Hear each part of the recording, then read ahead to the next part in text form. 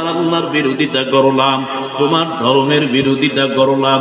ও ভাতিজা আমার, এখন যদি আমি তোমার হাতে কালেমা পড়ে মুসলমান হয়, আমার ইন্তেকালের পর আমার বংশের লোকেরা, আমার আত্মীয় স্বজনেরা আমার ধিক্কার জানাবে, আমার গোষ্ঠীর চুনখালি দিবে, আর বলবে চাচা মরণের ভয়ে ভাতিজার হাতে কালেমা পড়ে মুসলমান হয়েছে। না ভাতিজা না, এমন ভয় যদি আমার না থাকতো, এই চিন্তাটা যদি আমার ভিতরে না হইতো, ও ভাতিজা আমি তোমার হাতে জায়গায় কালেমা পড়ে মুসলমান হয়ে যেতাম। আমার আল্লাহ জানায় দেন পয়গম্বর, আপনি যারে ভালোবাসেন, যাকে পছন্দ করেন, আপনি যাকে চান হেদায়েত দিতে পারেন না, বরং আমি আল্লাহ যাকে চাই তারই আমি হেদায়েতের দৌলত দান করি। মূলত ক্ষমতা কার কাছে? আরো জোরে, ইন্নাকা লা তাহদি মান আহবাবতা ওয়ালাকিন্নাল্লাহা ইয়াহদি মান ইয়াশা ওয়া হুয়া আ'লামু বিল মুহতাদিন।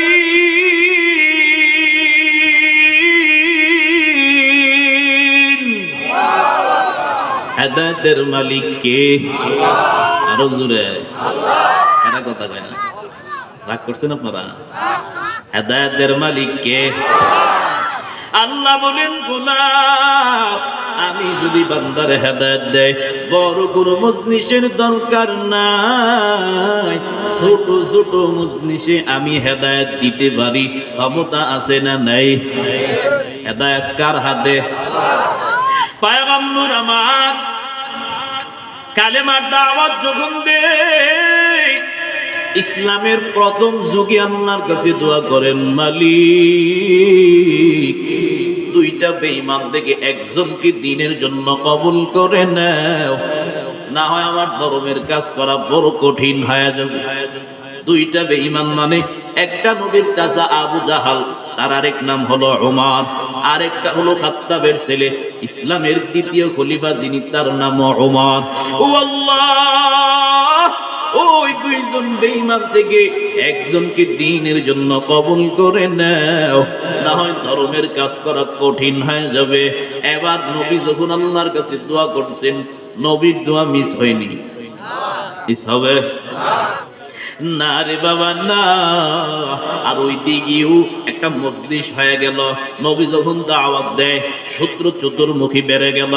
এবার মজলিস জমা ঘোষণা দেয় আর বলে, মুহাম্মদের মাথা যে আনতে পারবে তারে আমরা বিশাল পুরস্কারে পুরস্কৃত করব। কেউ দাঁড়ায় না, সাধারণ কথা না, নবীর মাথা কেউ দাঁড়ায় না।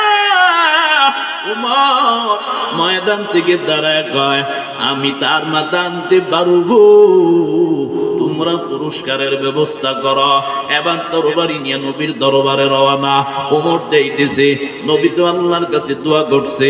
উমর যায়, কিন্তু পথের মধ্যে বিশাল বড় ঘটনা। উমর এবং কল্যাণের জন্য যাওয়ার পথে মত পাল্টায় আবার যাইতেছে কল্লা দেওয়ার জন্য। নবীর কাছে তরবারি নিয়ে যায়, নবী এবার তাকাইয়া দেখে সাহাবায়ে কেরাম বলেন, পয়গম্বর ওমর তরবারি নিয়ে আসতেছে আমাদের দিকে, অনুমতি দেন, আমরা এর প্রতিরক্ষার জন্য চেষ্টা করব। পয়গম্বর বলেন, ও সাহাবায়ে কেরাম না না, আমার কাছে আসতে দাও। এবার কাছাকাছি আসার পরে দেখি এবার চেহারা ভিন্ন, পাল্টে গেছে। নবীর সামনে যাই, এবার গিয়ে কয়, পয়গম্বর আসছিলাম কল্যাণ নেওয়ার জন্য, ও নবী না, আমি এতদিন ভুলের মধ্যে ছিলাম, এতদিন আমি সঠিক পথে ছিলাম না। ও নবী, আমি পুরস্কারের লোভে আপনার কল্যাণ নেওয়ার জন্য আসছিলাম, আমি বুঝতে পারলাম আমি ভুলের মধ্যে আছি। ও নবী, তরবারি রেখে আসি নাই, নিয়ে আসছি, তবে কল্যাণ নেওয়ার জন্য না, নিজের কল্যাণ দেওয়ার জন্য। আপনি যেটা চাই করেন, আপনার ইখতিয়ার। ও নবী আমার, তুমি আমার একটা শর্ত, আপনি আমার জায়গায় আপনার ধর্মের কালেমার সৈনিক বানায়া দেয়। হেদায়েত কার হাতে? কল্যাণ নেওয়ার জন্য আসছে না, না, শেষে কল্যাণ নিজে দেওয়ার জন্য প্রস্তুত। দোয়া করলো দুইজনের জন্য। একজন ছিল নবীর আপন চাচা আবু জাহালরে আল্লাহ কবুল করে নাই। উমরকে কেন করলেন? আবু জাহাল বড় অহংকারী মানুষ। আবু জাহাল কয়, আমার ভাতিজা নতুন ধর্মের সবক দেয়, না না, আমি আমার বাপ দাদার ধর্ম ছাড়ব না, আমি আমার ধর্ম ত্যাগ করব না, মূর্তি পূজা ছাড়ব না। শুধু এতটুকুই ক্ষমা। আবার কয়, আমি কেন ভাতিজার কাছে যাব? আমি আরবের এত বড় নেতা, আমি এত বড় মাস্টার, আমি এত বড় মানুষ, মানুষ আমার কাছে আসে, আমি কেন ভাতিজার কাছে যাব? একটা অহংকারে ধরলো আর কি। নবী কয়, লা তাদখুলুল জান্নাতা মান কানা ফি কলবিহি মিসকানা যাররাতিন মিন কিবর। যাররা পরিমাণ অহংকার যাদের ভিতরে থাকবে, নবী কয়, তারা আমার মাওলার তৈরি জান্নাতে যেতে পারবে না। এই জন্য অহংকার করা যাবে? বলেন, অহংকারীদেরকে কে পছন্দ করে না? কে পছন্দ করে না? অহংকারী হয় না রে বান্দা। কি নিয়ে অহংকার করবা? অহংকারের জন্য তো একটা পুঁজি লাগে। তোমার কি পুঁজি আছে? আমার বলো, আমার বলতে কিছু নাই। যা দেখো সব পর, যা দেখো কোনো কিছুই তোমার না।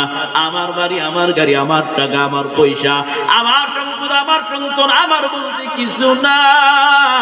দুইটা চোখ যদি বন্ধ হয়, তাকায় দেখবা সব অন্ধকার, সব অন্ধকার। জমিন আমার আল্লাহর, আসমান আমার আল্লাহ, তোমার দেওয়া শরীরের সব শক্তি আমার দেওয়া আল্লাহ। আল্লাহর সাথে গাদ্দারি করে, অহংকারী করে করে জমিনে চলবা আর বলবা, আমার মতো কাজ মাস্তান কেউ নাই, আমার মতো টাকাওয়ালা কেউ নাই, আমার মতো ক্ষমতাওয়ালা কেউ নাই। না রে বাবা, না, অহংকারী করবা না।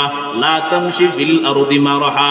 আমার আল্লাহ অহংকারী করে যারা চলে, নম্বর করে যারা চলে, তাদেরকে আমার মাওলা পছন্দ করে না। যেই মাটির পিঠের উপরে ক্ষমতার বাহাদুরি করে অহংকারী কদম দিয়া চলো, ও গোলাম, এই মাটি তো তোমার না, তোমার বাবারও না, তোমার দাদারও না, তোমার পীরেরও না, নেতারও না। তোমার কথা শুনে না, তোমার নেতার কথা শুনে না। মাটি কার কথা শুনে? আরো জোরে। তোমার অহংকারের কারণে যদি আমার মাওলা বেজার হয়, আমার আল্লাহ যদি মাটিতে অর্ডার করে, মাটি আমার নাফরমানের ফাঁকা হইয়া ভিতরে নে, সময় লাগবে। বলেন, সময় লাগবে না রে বাবা। এই জন্য অহংকারী করবা না। আমার মাওলার ধর্মের দিকে ঝুঁক, আল্লাহ হেদায়েত ঢাইলা দিবে। আমার মাওলার দিকে নরম হও, আমার আল্লাহ হেদায়েত দান করবে। তোমার অহংকারী ভিতর থেকে যায় না, আমার মাওলা কেমনে হেদায়েত দিবে? পয়গম্বর আমার হেদায়েতের জন্য কালেমা যখন পারমিশন পাইলেন, সবাইরে দাওয়াত দেয়, সবাইরে দ্বীনের কথা বলে। কেউ নবীরে মানে না। বংশের লোকেরা কয়, মুহাম্মদ এতদিন ছিল ভালো, এখন আর ভালো না। আব্দুল্লাহর বেটা ছিল ভালো, এখন সব থেকে খারাপ হয়ে গেছে। কারণ নতুন ধর্মের স্লোগান দেয়। ওই মূর্তি পূজা আমাদের মা বাবার বাপ দাদার ধর্ম, আমগো ধর্মের বিরুদ্ধে কয়। মুহাম্মদরে আর ভালো লাগে না, কারণ তো নবী জায়গা মতো বিষ ঢাইলা দিছে। ইমামরে মহল্লায় দেখবেন ততক্ষণ পর্যন্ত ভালো লাগে যতক্ষণ ইমাম সুদের বিরুদ্ধে বলে না, ঘুষের বিরুদ্ধে বলে না, চাঁদাবাজির বিরুদ্ধে বলে না, দুর্নীতির বিরুদ্ধে বলে না। যখন ইমাম কোরআন হাদিস দিয়ে সুদের বিরুদ্ধে কয়, ঘুষের বিরুদ্ধে কয়, চাঁদাবাজির বিরুদ্ধে কয়, দুর্নীতির বিরুদ্ধে কয়। মুসল্লিরা এখান থেকে পিছন লাগে আর কয় জলদি ইমাম রে তারা ইমামতি মুসল্লায় আর তারে দেওয়া যাবে না, ঠিক কিনা? ও ইমাম তোমার বেতন নেই, খানা দে, আমি সুদ খাবো, আমি ঘুষ খাবো, আমি চাঁদাবাজি করবো, আমি যত দুর্নীতি আছে করব, তুমি কেন বলবা? বললেই চাকরি শেষ, না হয় জেলখানায়, ঠিক নেই? আমার নবীর সবাই ভালো পাইতো, মক্কার এমন কোন লোক নাই নবীর যে মানে নাই। আমার নবী যখন 40 বছর পরে নবুয়ত পায়, এবার সবাই নবীর বিরুদ্ধে লেগে গেল। একদিন নবী সবাই রেখা জায়গায় নিছে, এবার বলেন ও আমার বংশের লোকেরা শোনো, আমার ব্যাপারে তোমাদের ধারণা কেমন, কতটুকু আমাকে চিনো? সবাই আওয়াজ দেয় আর বলে মুহাম্মদ তোমার মতো ভালো মানুষ নাই, আমানতদার নাই, তোমার মতো বিশ্বস্ত কেউ নাই। নবী আবার লাইনটারে ঘুরায়া অন্যদিকে নিয়ে বলেন আমার যদি এতটুকু মানো, আমার আল্লাহ আমার নবী বানাইয়া পাঠাইছে, আমার নবী হিসাবে মানো, আমার আল্লাহরে মানো, এক আল্লাহর গোলামি করো, মূর্তি পূজা ছাড়ো, মূর্তির বিরোধিতা করো, আমার আল্লাহর গোলামি করো। এবার সকলের চান্দি গরম হয়ে গেল। ভাতিজা এটা কি বলতেছে, মুহাম্মদ কি কয়? আবু লাহাব মজলিস থেকে লাফ মাইরা দাঁড়ায় গেছে, কয় তাব্বাল্লাকা ইয়া মুহাম্মদ আলিহাযা জামাআতানা, হে মুহাম্মদ তুই ধ্বংস হ, এই জন্যই কি আমাদেরকে একত্রিত করেছো? আমার নবীর মনটা খারাপ। আমার চাচা, আপন চাচা, যে চাচার শরীর থেকে বাবার মরার পরে বাবার ঘ্রাণ পাওয়া যায়, ওই চাচা আমারে ধ্বংসের কথা বলি, আমার নবীর মনটা খারাপ।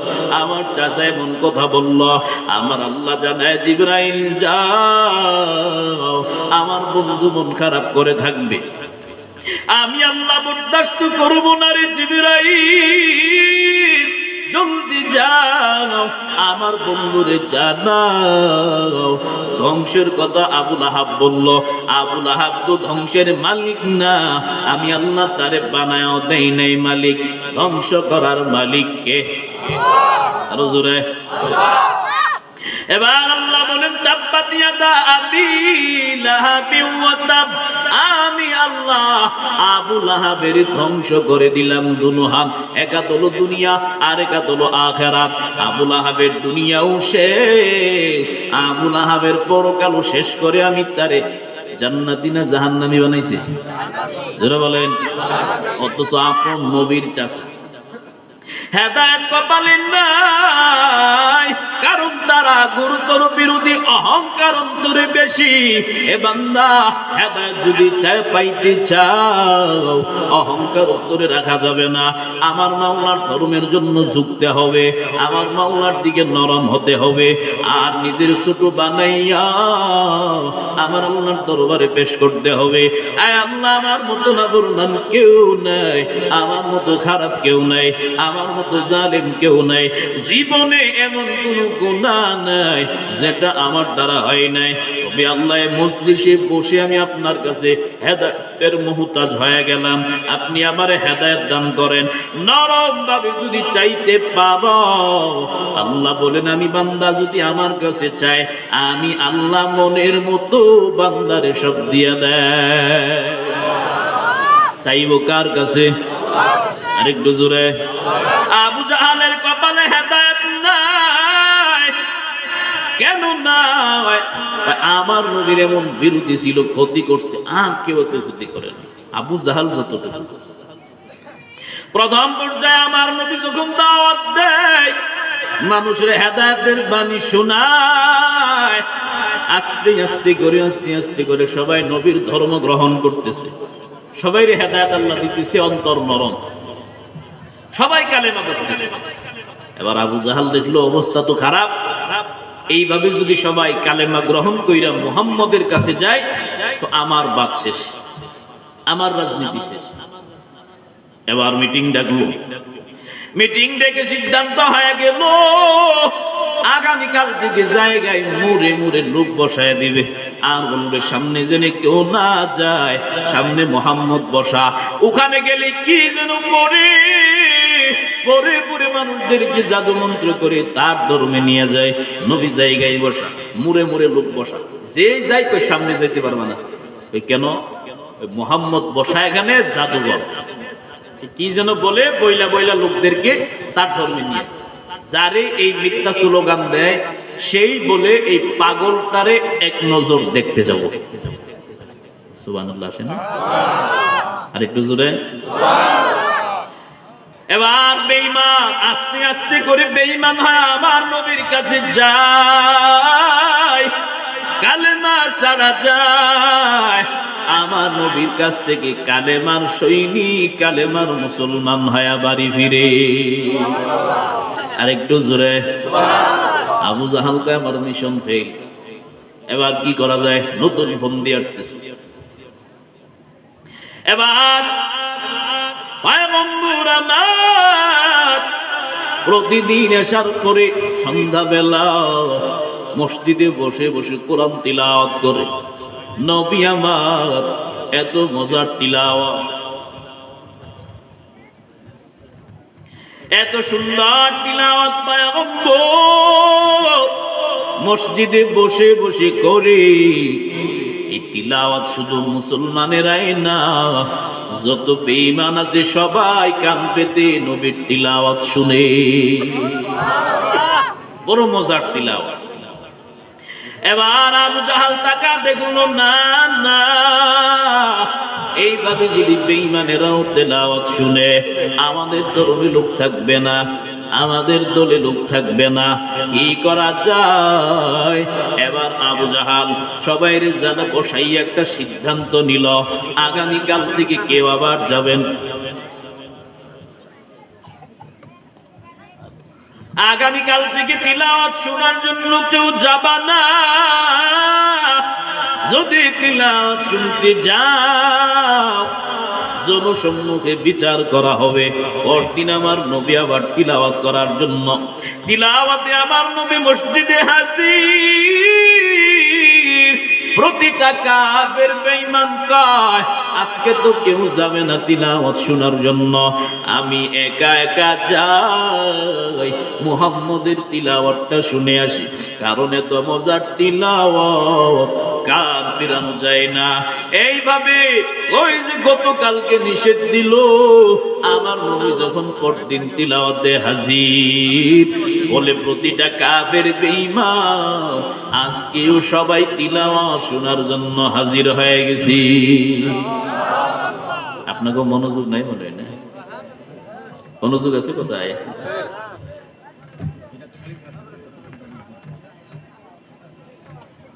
এবার আবু জাহাল তাকাইয়া দেখলো আমার মিশন 2 নম্বরও ফেল হয়ে গেল। না না, কোরআন তো বন্ধ করতেই হবে, তিলাওয়াত বন্ধ করতে হবে, আমার ভাতিজার ধর্ম বন্ধ করতে হবে। এটা না করলে আমার বাদ শেষ, আমার রাজনীতি শেষ, আমার মানুষ নেতা মানবে না। এবার কি করা যায়? আর সিদ্ধান্ত পায় না।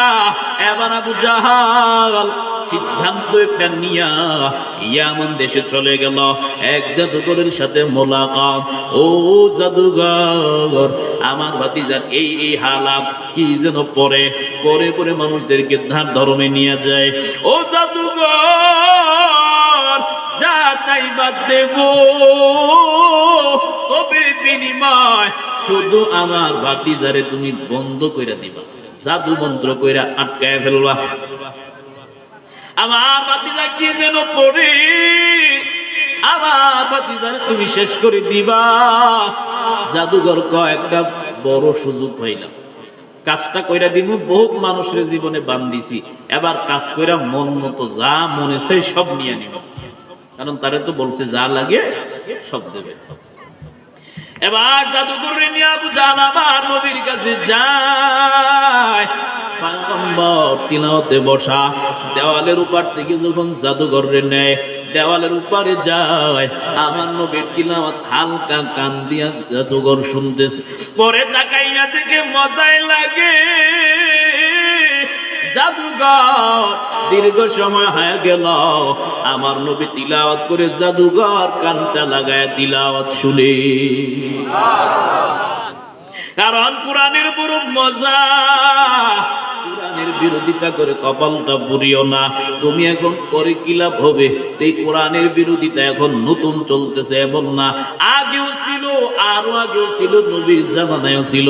আজ পর্যন্ত বিন্দু পরিমাণ ক্ষতি করতে কেউ পারে নাই। তুমি আর আমিও যদি ময়দানে করি, কোরআনের কোনো ক্ষতি করতে পারবো নি। কোরআনের হেফাজতের দায়িত্ব কে নিছে? ইন্না নাহনু নাযালনা যিকরা ওয়া ইন্না লাহু লাআবিদুন।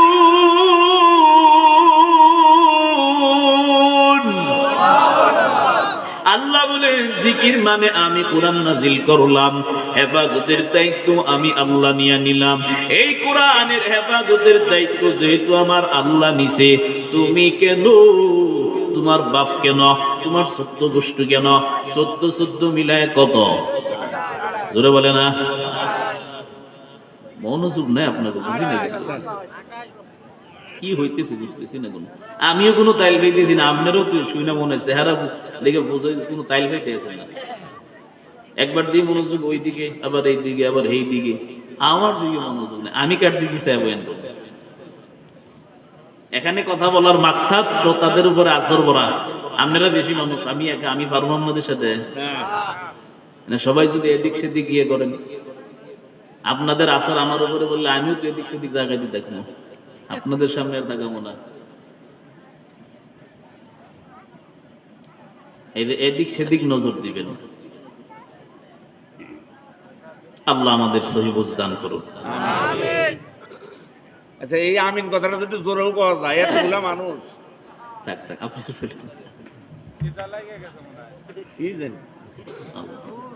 এবার জাদুঘর রে নিচে, জাদুঘর তো নবী তিলাওয়াত করতেছে, জাদুঘর কান লাগিয়ে শুনতেছে, দেখে তিলাওয়াত মজাই লাগতেছে।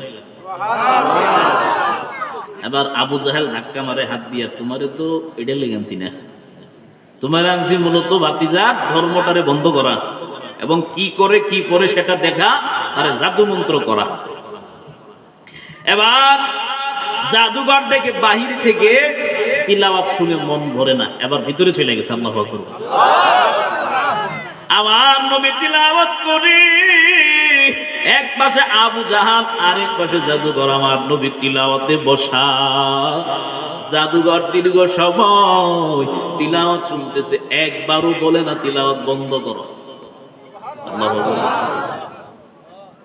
এবার জাদুঘর ডাক দিয়া কয়, আবু জাহাল, জীবনে বহুত ধর্ম আমি দেখলাম, বহুত তেলাওয়াত আমি শুনলাম, বহুত মানুষের আমি দেখলাম, তবে আব্দুল্লাহর বেটা মুহাম্মদ যেটা পড়ে এটা নিজে থেকে বানায় না, অবশ্যই এর পিছনে একজনের চাবি কাটি নাড়তেছে। বলেন না কে? কে নাড়তেছে চাবি কাটি? এবার আবু জাহাল দেহে বাপসাপ বালানা, আরেকটু হইলে দেখা যাইব হে নিজে কালেমা বেরে লইব। এবার আবু জাহাল দীর্ঘ সময় পর এবার জাদুঘর রে কই, তোমারে ভাড়া দিয়া দিই, বাড়ি চলে যাও, নাই তো অবস্থা ভালো না, তুমি নিজে পরে হের ধর্ম গ্রহণ করে লইতে হবে। এবার আর সময় টান দিয়েও সরাইতে পারে না জাদুঘর। আরো সময় তিলাওয়াত শোনার পরে ডিসিশন নিয়ে নিছে। এবার কয়, নবীর আব্দুল্লাহর বেটা মুহাম্মদ, আমি আমার দেশে চলে যাব। এতদিন আমি আমার ভুল পথে ছিলাম, জাদু মন্ত্র করতাম। ও আব্দুল্লাহর বেটা মুহাম্মদ, আমি যাব, তবে খালি হাতে যেতে চাই না। তুমি আমার এই জায়গায় ডিসিশন নিয়ে নিলাম, তুমি আমারে তোমার ধর্মের কালেমার মুসলমান বানায়া দাও। আবু জাহাল কয়, আমার আমও গেল, সালাও গেল। নিজে আনলাম দাওয়াত কইরা, ভাড়া দিলাম, সে নিজেই আইসা কালেমা মুসলমান হয়ে গেছে। এই জন্য নবীর বিরোধিতা, ইসলামের বিরোধিতা, ধর্মের বিরোধিতা, কোরআনের বিরোধিতা করে কেউ পার পাবে না। জোরে বলেন। কোরআনের বিরোধিতা করে, ধর্মের বিরোধিতা করে কেউ ছাড় পাবে না। জোরে। কোরআনের হেফাজতের দায়িত্ব কে নিছে? একটু ভলিউম কমায় দেন, কানে বাড়ি লাগে। কোরআনের হেফাজতের দায়িত্ব আমার আল্লাহ নিছে। আর এই কোরআনটা তিলাওয়াত বেশিরভাগ মাদ্রাসায় করা হয়। একজন দুইজন হাফেজ না, হাজার হাজার লক্ষ লক্ষ হাফেজ বাংলাদেশের জমিনে আছে, ঘোরাফেরা করে। আর অথচ বাতিল্লা স্বপ্ন দেখে বাংলাদেশ থেকে মাদ্রাসা দূর করে দিবে, হাফেজ দূর করে দিবে। আদৌ সম্ভব নেই। জোরে বলেন না। এমনিতেই তো সম্ভব না, তারপরে জিম্মাদারি কে নিছে? আর একটু জোরে। আর দাদা বাবুরা স্বপ্ন দেখে আমার কুরআন, আমার ধর্ম বাংলাদেশ থেকে তারা দূর করে দিবে। আমরা কয় আয় দেশে, আমরা প্রস্তুত আছি, আয় তোরা ধর্ম হটাবি, মাদ্রাসা বন্ধ করবি, আয়। আমরা আগেও জীবন দিছি, 24-এও দিলাম, লাগে যদি আরো একবার না, হাসি মুখে আরো 100 বার জীবন দেব। তারপরেও আমগো দেশ, আমগো ধর্ম, আমগো মাদ্রাসা কোন দাদা বাবুর হাতে আমরা দিতে রাজি না। ঠিক কিনা? এরে আল্লাহর গোলাম আবু জাহাল তাকে দেখলো জাদুঘর কালেমা পড়ে মুসলমান হয়ে গেছে। কি করা যায়? মুহাম্মদের যত পন্থায় অবলম্বন করি কোনটাই কাজ হয় না। জারি নেই, যে পদ্ধতি অবলম্বন করি সেদিক থেকে কয়েকটা সুইটা যায়, মুসলমান হয়ে যায়। মুসলমান তারা হয়ে যায়, মুহাম্মদের ধর্ম গ্রহণ করে ফেলে। আমার নবীর দাওয়াত দেয় ব্যক্তিগত স্বার্থে না, কারণ ধর্মটা আমার নবীর বানানো না। কে দিয়েছে? একটা সংগঠন এলাকার মানুষ বানাইয়া নবীর চাচা আবু তালেবের নিকট যায়, ও আবু তালেব তোমার ভাতিজারে ফিরাও, না ওই যে কাজকর্ম শুরু করছে তোমার ভাতিজা আমগো ধর্মের বিরুদ্ধে কথা। এবার আবু তালেব তাদেরকে বুঝায় একটা সান্ত্বনা দিয়ে বাড়ি বেরিয়েছে। আমার নবীরে ডাক দিলেন, ও ভাতিজা মুহাম্মদ, তুমি নাকি ধর্মের বিরুদ্ধে বলো, তুমি নাকি মূর্তি পূজার বিরুদ্ধে বলো। নবী জবাব না দিয়ে চোখের পানি ছেড়ে কান্না করেন। এবার আবু তালেব কয়, ভাতিজা কাঁদবা না, তোমার কান্না আমি বরদাস্ত করতে পারি না। আমি জানি তুমি বড় ইয়েতিম, তোমার মতো ইয়েতিম মক্কায় কেউ নাই। নবী কান্না করে আর কয়, আল্লাহ আমার এমন সময় দুনিয়াতে নবুয়ত দিছে, সন্তান বিপদে পড়লে মার কাছে টেলিফোন করে, মা টাঙ্গাইলে বিপদে পড়ে গেলাম, আমার জন্য হাত উঠাইয়া আল্লাহর কাছে দোয়া করো। মা বাবার দোয়া আল্লাহ খালি ফেরায় না। সন্তান বিপদে পড়লে, বাবা আমি এমন জায়গায় বিপদে পড়ে গেলাম, বাবা বট গাছের মতো পাশে দাঁড়ায় যায়। মায়ার নবী চোখের পানি ছেড়ে কাঁদে আর বলে, আমার পাশে দাঁড়াবি বাবা না, আমার জন্য মনটা খুলে দোয়া করবে, আমার মা নাই। আবু তালিব বলেন, ভাতিজা কান্না না করে বলো কি হয়েছে। এবার নবী বলেন, চাচা আমি কাদের কথা বলবো? আমার বংশের লোকেরা আমার বিরোধিতা করে, আমার আত্মীয় স্বজনেরা আমারে হত্যা করার পরিকল্পনা করে। ও চাচা আমার, আমি কি করব? ধর্মটা তো আমার না, আমার আল্লাহ আমার উপরে দিয়েছেন। সবাই যদি আমার বিরোধিতা করে, তারপরে মানুষের নিকট দাওয়াত আমার পৌঁছায়া দিতে হবে, কারণ ধর্মটা এটা আমার বানানো না, ব্যক্তিগত না। আমার আল্লাহ আমার উপরে ধর্মটা দিয়েছেন, দাওয়াত পৌঁছানোর জন্য দিয়েছেন। কারণ যত ধর্ম দুনিয়ায় আছে, কোন ধর্মই আমার মাওলার বানানো, মাওলার দেওয়া না। একমাত্র একটাই বর্তমানে ধর্ম দেওয়া আছে, আল্লাহর মনোনীত।